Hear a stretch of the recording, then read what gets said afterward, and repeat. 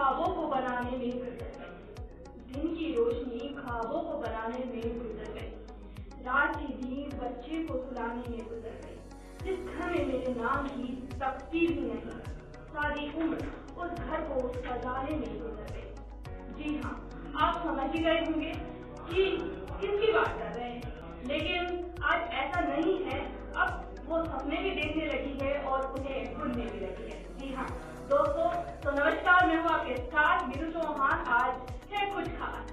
जी हाँ, आज अंतर्राष्ट्रीय महिला दिवस है, तो आपको सबसे पहले सभी महिलाओं को अंतर्राष्ट्रीय महिला दिवस की हार्दिक शुभकामनाएं। और आज हम महिला दिवस पर चर्चा करेंगे एक ऐसी महिला से जो किसी तारीफ की मोहताज नहीं, बेटी बहू कभी माँ बनकर, बेटी बहू कभी माँ बनकर सबके ही सुख दुख को सहकर अपने सब फर्ज निभाती है, तभी तो नारी कहलाती है। जी हाँ, एक ऐसी ही महिला से आज हम बात करेंगे जो कि तारीफ की मोहताज नहीं है, जो बेटी भी है, बहू भी और माँ भी है, साथ ही में मॉडल, एंकर और एक राइटर भी है। इतना ही नहीं, राजनीति में भी वह अपना एक मुकाम रखती है। तो आज हम मिलने वाले हैं कंचन सोरन से।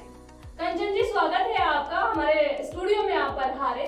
सबसे पहले तो आप एक अच्छे मौके पे आई हैं, तो सबसे पहले हम आपको अंतर्राष्ट्रीय महिला दिवस की शुभकामनाएं देते हैं। पूरी टीम की तरफ से आपको हार्दिक शुभकामनाएं। दर्शकों, आज हमसे बात करने के लिए हमारे स्टूडियो में पधारे हैं डॉक्टर कंचन सोरन। ये एक तारीफ की कोई मोहताज नहीं है, इनकी तारीफ जितनी की जाए वो कम है। ये मल्टी टैलेंटेड है और ये एक एंकर, मॉडल और राजनीति में भी अपना दमखम रखती है। साथ ही ये अपने परिवार को संभालते हुए भी एक अपना ही एक टीवी चैनल भी चलाती है। तो इतना टैलेंट और इतनी मल्टीटास्किंग क्या ही कहने। तो आज हम बात करने वाले हैं डॉक्टर कंचन सोरन से।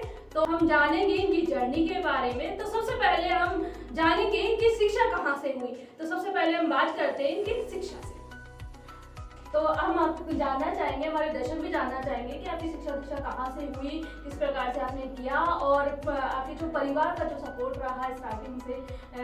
जैसा सुनने में आता है कि आप एक गांव से बिलोंग करती थी, तो गांव में भी शिक्षा तो अब तो फिर भी थोड़ा चल रही है, तो आपको भी कोई परेशानी आई थी उस टाइम पर? जन्म कोटपुतली में हुआ, एक छोटा सा कस्बा है, वहाँ पे मैंने अपनी मतलब शिक्षा स्टार्ट की और मैंने वहीं से अपनी शिक्षा में ग्रेजुएशन तक मैंने वहाँ से किया। और उसके बाद मैंने काफ़ी शिक्षाएं ली, मैंने एमफिल तक किया, पीएचडी भी किया है।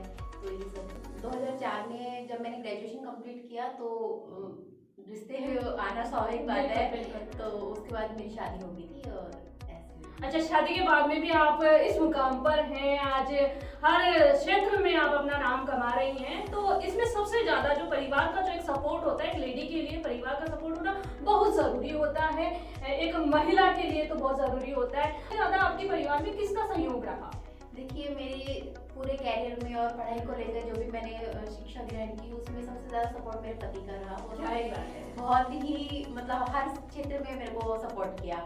साथ ही जब मैं बच्चा हो गया था शादी के बाद, उसके बाद वो बच्चे को संभालते थे और मुझे पढ़ाई के लिए हमेशा प्रोत्साहित किया कि आप पढ़ो, आपको कुछ करना है।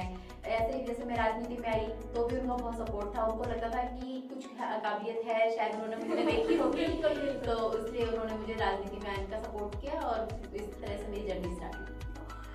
मॉडल भी रही है, थोड़ा सा उसके बारे में बताएंगे? जी, 2000 एक्चुअली मेरे को इंटरेस्ट था मॉडलिंग में और ये सब मेरे फैशन शो में जाने का। तो 2019 में यहाँ जयपुर में ही रेडिशन व्यू होटल में ब्यूटी पेजेंट हुआ था, मिसेस एशिया का। तो उसमें मैंने पार्टिसिपेट किया था और मैंने एक राउंड विन किया था। ओके, क्या ही कहने। तो उसके बाद में फिर आपने मॉडलिंग छोड़ दी उसके बाद में? हाँ, नहीं, अभी भी कंटिन्यू मैं कर रही हूँ, लेकिन साथ में जैसे अभी मैंने न्यू चैनल स्टार्ट किया है, लेकिन जब भी मुझे मिलता है तो अपनी खुशियों को नहीं दबाती मैं। अपनी खुशियों के लिए उसमें मुझे अच्छा लगता है, मेरी हॉबी भी है, तो मैं उस कारण मॉडलिंग। हाँ, कहते हैं ना कि अपनी हॉबी को मत दबाइए। जब भी आप थोड़ा सा अगर परेशान भी होते हैं तो एक ऐसी हॉबी आपके पास में होनी चाहिए जिससे कि आप उसे करके एक अच्छी फीलिंग महसूस करती है ना। तो एंकरिंग आपने कहाँ से, मतलब ये विचार कैसे आया जब आप मॉडलिंग कर रही थी, फिर आपने एमफिल भी किया, तो एक ये अलग ही फील्ड हो गया है ना। मतलब राजनीति में भी आप आ रही हैं, एमफिल भी आपने कर लिया, पीएचडी भी आपने कर लिया, सब कुछ कर लिया, एक मॉडल भी बन चुकी है आप, और फिर आपने मास कम्युनिकेशन बाद में थी कि कोई प्रेरणा रहा ऐसा कोई कि आपको मास कम्युनिकेशन करना नहीं? नहीं, एक्चुअली जब मैं राजनीति फील्ड में आई तो मेरा सामना मीडिया के लोगों से हुआ, तो जिस हिसाब से वो लोग जनता को देखते थे और वो उनके बारे में अपने समाचारों में सब बताते थे, तो मुझे लगा कि एक मीडिया एक माध्यम है जिसके के थ्रू मैं लोगों की आवाज़ बन सकती हूँ, एक सच्चाई की आवाज़ बन सकती हूँ। तो इसलिए मुझे लगा कि मुझे इसमें कुछ करना चाहिए, तो मैंने पिछले साल ही मास कम्युनिकेशन कंप्लीट करके और मैंने अपना खुद का चैनल शुरू किया। क्या ही बात है, आपने मतलब काफी समय नहीं लिया। आप कई लोगों को हम देखते हैं या समय निकल जाता है, मास कम्युनिकेशन वगैरह सब कुछ कर लेते हैं, फिर भी एक जो उनका जो टाइम होता है सफलता पाने के लिए कड़ी जिद्दोजहद मेहनत करनी पड़ती है। लेकिन आपने बहुत ही कम समय में अपनी मेहनत से वो कर दिखाया और आपने खुद के दम पे एक न्यूज़ चैनल भी स्टार्ट कर दिया, तो क्या ही कहने इसके बारे में। तो और आप थोड़ा सा जो है हमारे दर्शकों को एक मैसेज देंगे। एक महिला दिवस है आज एक्चुअली, है ना, तो महिला दिवस के महिलाओं के लिए आप, जैसा हमने सुना कि आप लोगों की आवाज़ बनना चाहती हैं, तो उसके बारे में थोड़ा सा कुछ कहेंगे? थोड़ा सा उत्सुक है हम भी जानने के लिए।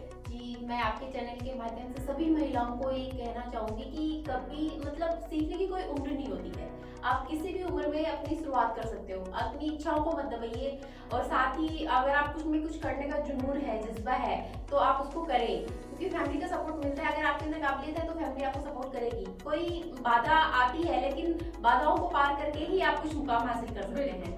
इसलिए सबसे ज़्यादा जरूरी है महिलाओं को आत्मनिर्भर होना। उसके लिए उनको अपनी शिक्षा पर बहुत ज़्यादा ध्यान देना चाहिए। सबसे पहले अपनी शिक्षा कंप्लीट करें, उसके बाद नेक्स्ट स्टेप होता है कि आपको अपनी जो इच्छाएं हैं वो पूरी करें। तो मैं ये कहना चाहूँगी महिलाओं के इस चैनल के माध्यम से कि आप आत्मनिर्भर बनो और सशक्त महिला के रूप में सबको एक उदाहरण पेश करो कि हम आज की महिलाएं हैं जो कि पुरुषों के साथ कंधे से कंधा मिलाकर काम कर सकती हैं।